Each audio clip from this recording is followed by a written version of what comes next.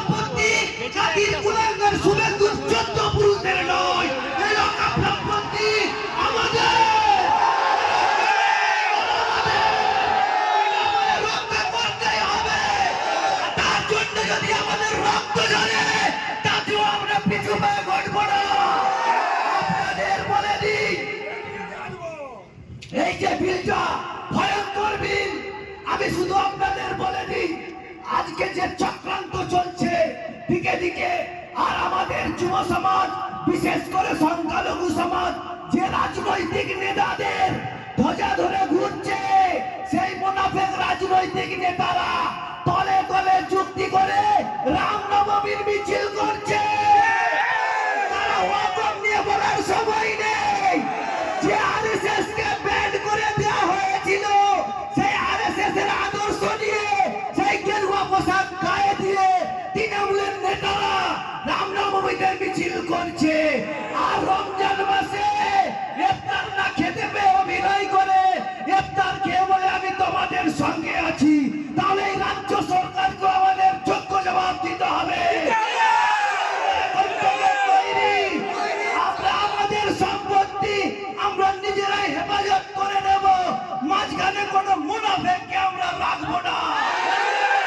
আমাদের জন্য আমাদের ভাইজান যথেষ্ট। ভাইজানের বাণী সত্য, ভাইজানের কথা সত্য, ভাইজানের নীতি সত্য, ভাইজানের উদ্দেশ্য সত্য।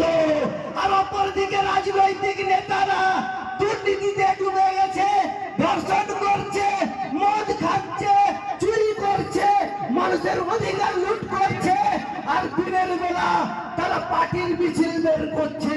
সেই অত্যাচারী নেতাদের পিছনে আমরা যাব না। আমরা আমাদের সত্যের ভাইজান তিনার পিছনে থেকে আমরা রক্ত দেব। আমরা তৈরি আছি। আপনারা জানেন ব্রিটিশ 200 বছর, ব্রিটিশরা 200 বছর রাজত্ব করেছিল ভারতবর্ষে। সে সময় কেউ ভয়ে ব্রিটিশদের মুখাপেক্ষি হয়নি লড়াইয়ে। এই সংখ্যালঘু সমাজ দেওবন্দ থেকে সর্বপ্রথম ব্রিটিশদের বিরুদ্ধে স্বাধীনতার আন্দোলনের আওয়াজ তুলেছিল। আজকে আপনি দিল্লির চলে যান, ইন্ডিয়া গেটে 66,000 সংখ্যালঘু মানুষের নাম জ্বলজ্বল করছে। ব্রিটিশকে তাড়ানোর জন্য তারা শহীদ হয়েছে।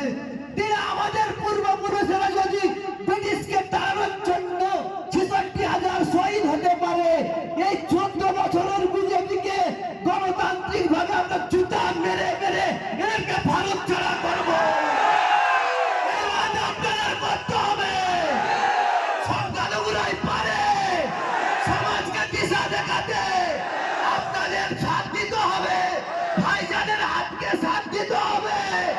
আর আজকে ওয়াদা করতে হবে আমরা আমাদের জন্য যথেষ্ট। আমাদের দুর্বলতা বলে কিছু নেই। আমরা আল্লাহ পাককে বিশ্বাস করি, আমার রাসূলের উম্মত আমরা। তিনি আমাদের আল্লাহ পাক আমাদের জন্য যথেষ্ট। কোন গায়ের গম কাফেরের নেতৃত্ব আমরা চাই না। যাই হোক, আজকে আর বলবো না। পরবর্তী বক্তব্যে